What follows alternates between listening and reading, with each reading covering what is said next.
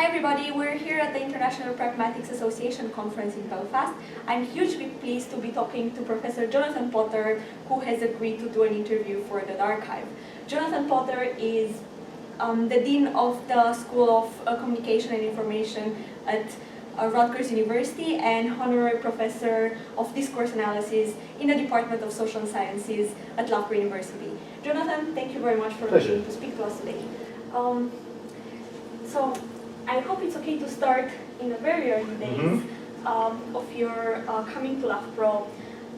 Just to ask, what do you remember about that time? I remember at that time that social psychology, and indeed psychology, was a very different affair.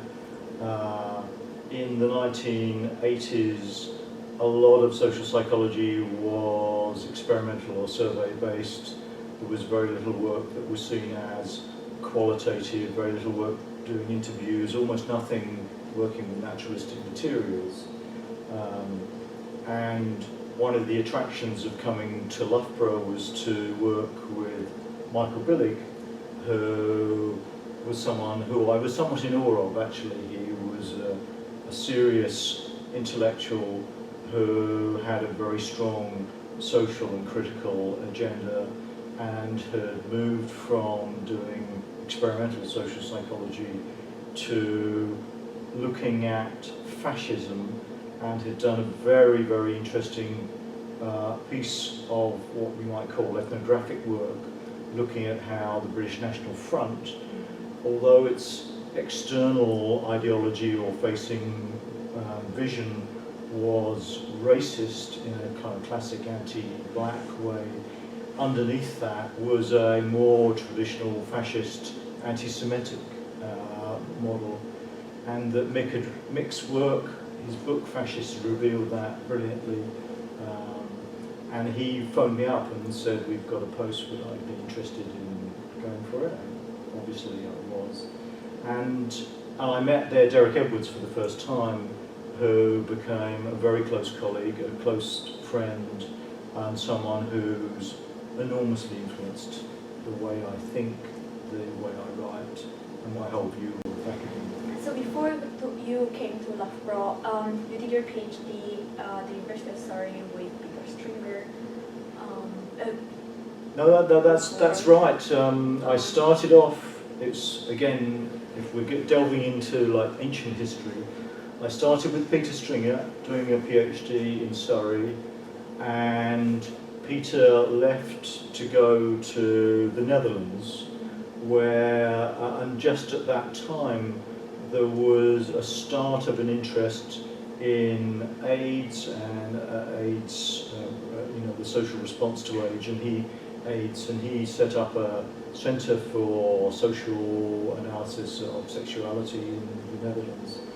And I was interested in sociology of science, partly because I felt that it was an arena where the kinds of issues that I was interested in played out. And I might have gone to Bath to work with Harry Collins, who would have been very inspirational and interesting, someone I'm still impressed by.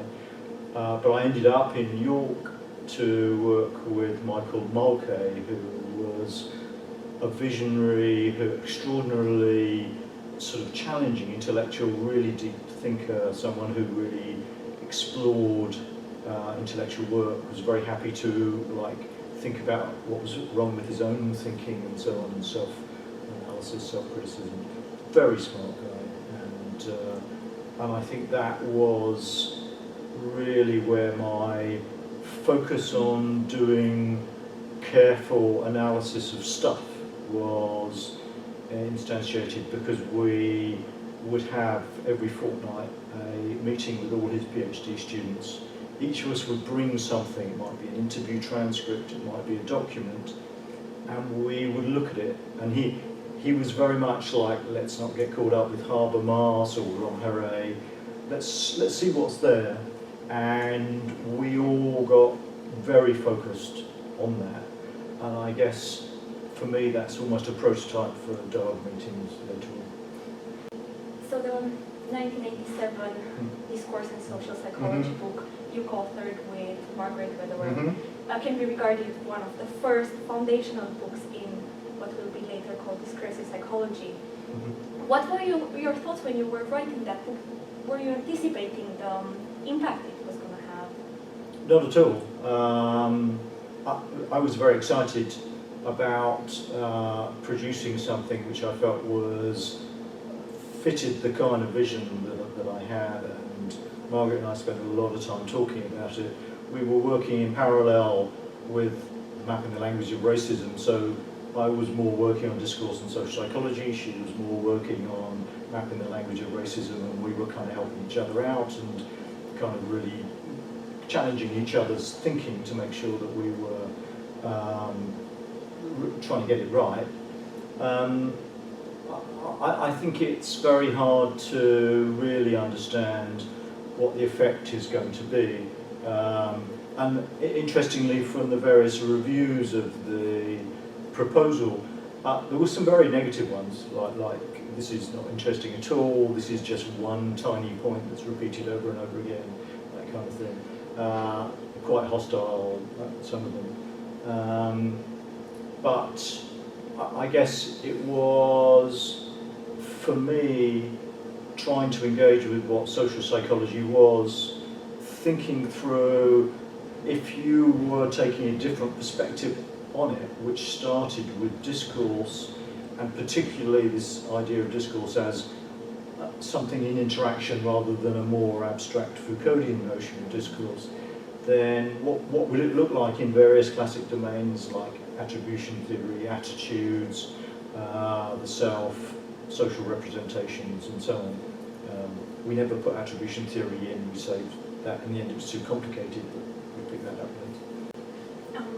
So in its early beginnings, discursive psychology had a social, scientific knowledge kind of grounding. It was using more discourse analytic concepts like interpretative repertoires, and was working more with textual and researcher elicited data.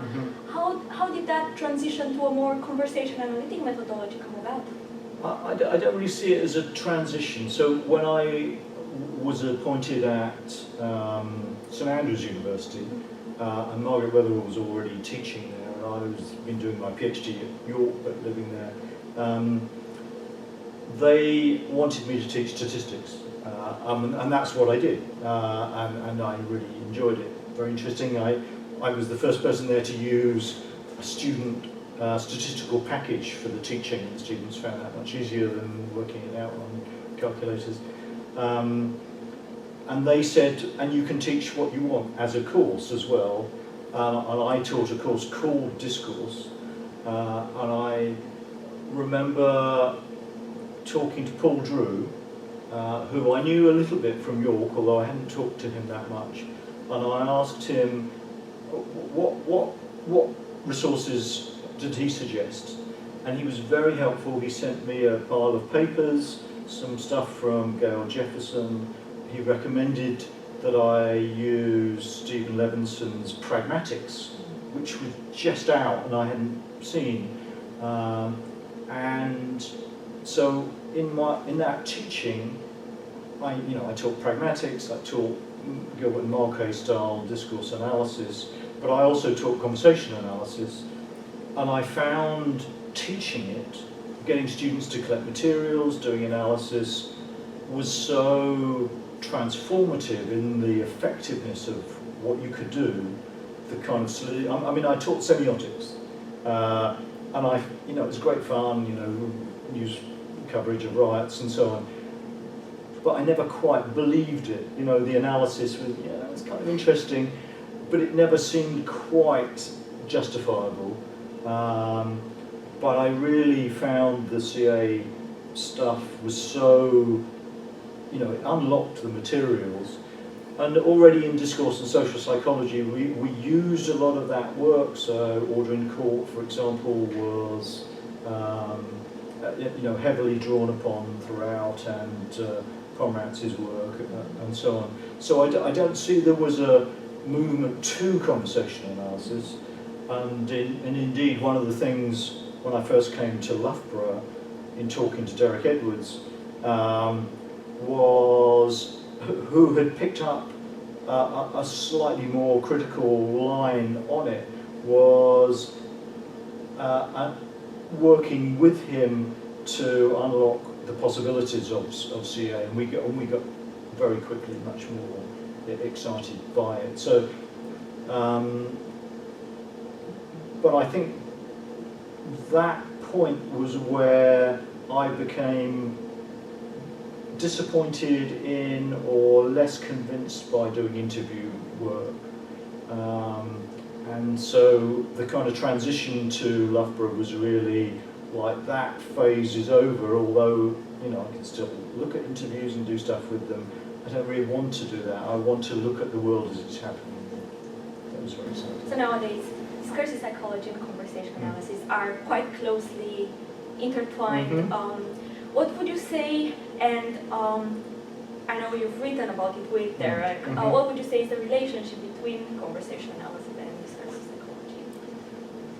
That's such a complicated question. There's very easy but not quite adequate answers. One easy answer is that conversation analysis provides the analytic methodology or the analytic machinery through which the exercise of looking at psychology from an interactional perspective can operate. So from that point of view, you can see the two as totally the same thing. In a sense, it's like there's conversation analysis looking at institutionality, and of course Atkinson and Drew's brilliant 78 book on Order in Court is like the first really huge exercise in that. And then you've got all the kind of institutional work since. And my vision was that there would be a parallel, which is you've got sort of an examination of psychological matters, and just like the examination of institutionality was undercutting in some respects sociological classic perspectives, this psychological work would be undercutting classic psychological perspectives and re-specifying them. And I guess I kind of feel that in Harvey Sachs's work there was a lot of examples which illustrate such a perspective. And occasionally I've wanted to kind of shake people a little bit and say that you should be as critical and skeptical of traditional psychology as traditionally you were of traditional sociology. It would be amiss not to ask the Halloween question, for which the answer is probably known to most people. What is discursive psychology? I mean, my short definition is an examination of psychology as an object in and for interaction. And that can range from looking at the psychological thesaurus, like at this conference, Alexa Hepburn and I are looking at, and Galina Bolden, we're looking at hoping and wondering, for example, and hope and wonder are often words which are seen as about individuals. They have desires, they hope for things, they wonder about stuff. This is like carrying on in people's heads. And we're looking at that, how it plays out in particular kinds of activities like requesting or offering invitations. But actually, although people sometimes think that discursive psychology is looking at psychological words in practice, and that's partly from a simplified take on Wittgenstein, where you kind of think Wittgenstein looks at words in language games and so on. The original discursive psychology book and that collection of articles that Derek Edwards and I worked on, we hardly did that at all. What we were interested in was psychological themes and orientations. So, for example, we were interested in re-specifying memory and attribution in terms of descriptions and actions. So there was no sense that we'll look at what's the use of the word memory or what's the use of the word inference. Rather, we were saying, let's look at practices which might be taken to be practices of remembering, and rather to look at how that practice is the production of a description to do an activity like a complaint or a critique. So we took Ulrich Neisser's work on John Dean's memory, for example, where he looks at the operation of the tribunal that's investigating Watergate in terms of how Dean remembers the events. And we looked at it in terms of how descriptions are produced, including descriptions of Dean's memory, for the purposes of finding Nixon to be a liar, for example.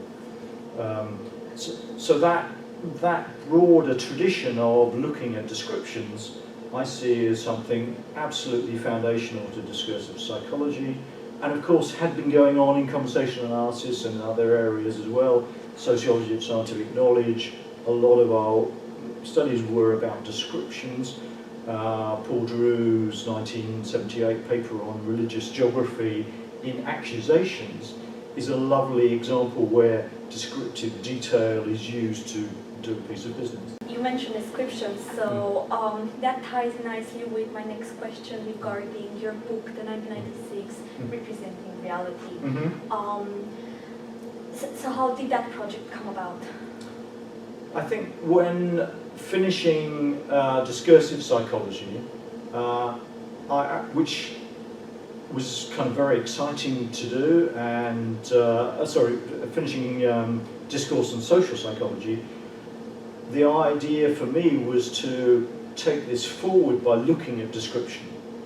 And then the move to Loughborough, the engagement with all those political studies of political discourse, which made up discursive psychology, and the engagement with memory and attribution was, in some respects, it held up this broader project, which I was still collecting all the materials for as it went along. And of course, life events, kind of becoming a father and so on, takes time and energy. But I had been building that up, so my hope was to look systematically across ethnomethodology, conversational analysis, post-structuralism and structuralism, and ethnography and so on, at issues of description and the relationship between description and action. And at the same time, I was interested in how factuality is produced. So in the early 1980s, I've been very inspired by Dorothy Smith's paper, Kay is Mentally Ill, brilliant piece of analysis of how a description is put together to do something.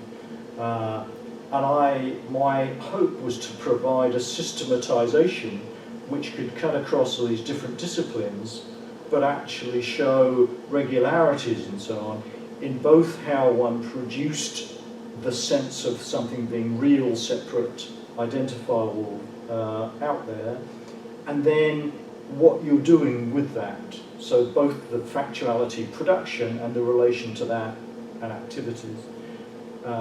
It was a much slower process than I thought it would be, and I think it wasn't a book that was well named.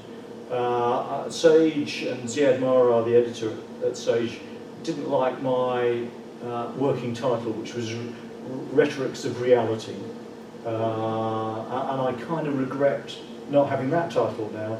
I think Representing Reality is slightly too, I don't know, it doesn't quite work, and there's two other books with the same title.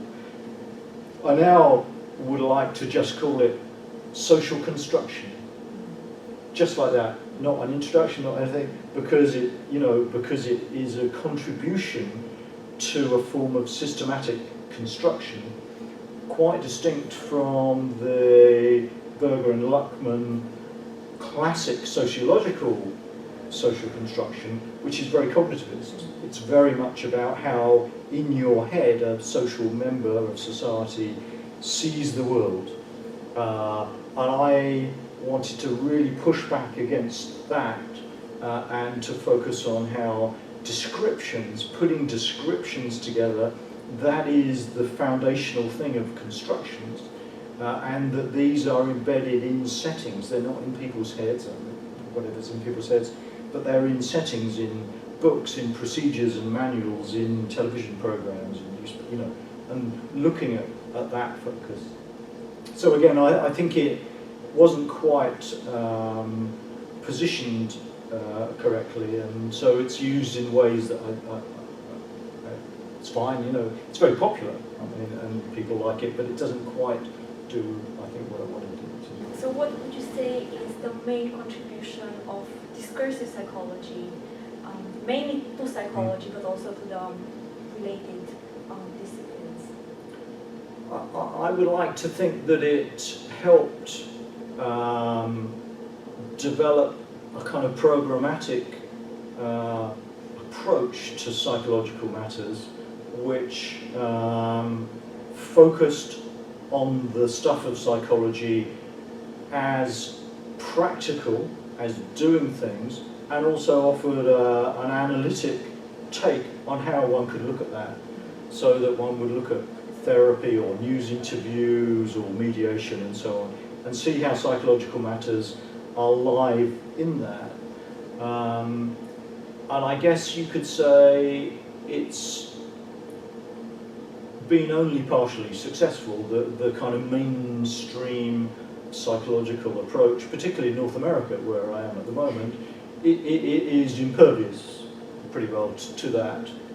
It's a very marginal thing. It's important amongst sociologists, communication researchers and others, and some parts of the world it's very strongly used and thought about, but it hasn't really solidly changed the way people think about psychology.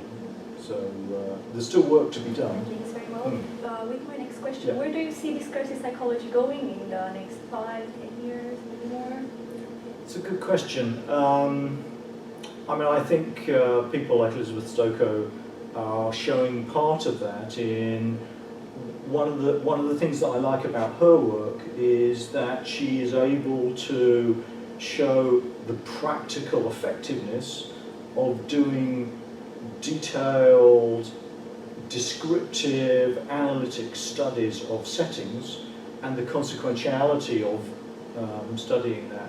So if one thinks of the impact agenda, changing the world, the way in which one wants things to be different, which a lot of us got into psychology with a kind of passion of that kind, I think that style of work shows how it can make a difference. So I think that's really important. I think there is still space for something big that will integrate things together more. So what I see now is there are a lot of individual studies of a discursive psychological nature which illustrate different things about the use of psychological categories or orientations in different settings, but it needs another synoptic book that will bring it all together. And that part of my ambition is to work on something like that. My day job is quite intensive, so I'm not doing a lot of it at the moment. But I would like something that stands as a vision that takes however many years it is after discursive psychology, 25 years or something like that. It's a long time, but looks back using all the analytic product that there's been, all the work, and starts to show how that can be shape a very different vision. And I think you can see parts of that. I think Sally Wiggins' recent textbook, Discursive Psychology, is a rather smart go at some of that. Andrew McKinley and colleagues' book is also interesting on that as well. So people are doing that, but it needs to push forward a bit.